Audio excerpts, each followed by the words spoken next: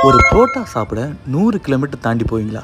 ஆனால் நாங்கள் போவோம். அப்படி இன்னைக்கு போன ஸ்பாட் தான் தூத்துக்குடியில் இருக்கிற சரவணாதி நைட் கிளப்.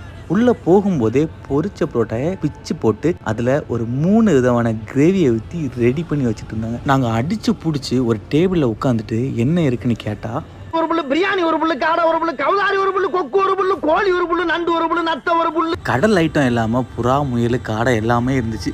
எல்லாத்துலேயும் ஒவ்வொரு செட்டு சொல்லிட்டோம்.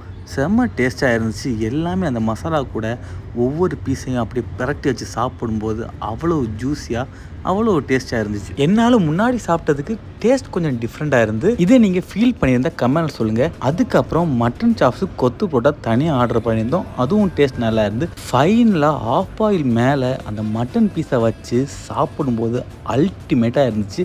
தூத்துக்குடியில் இருக்கிற உங்கள் ஃப்ரெண்ட்ஸுக்கு இந்த வீடியோவை ஷேர் பண்ணி வாங்கி கொடுறான்னு கேளுங்க. நெக்ஸ்ட் இன்னும் சூப்பரில் பார்க்கலாம். Bye bye by.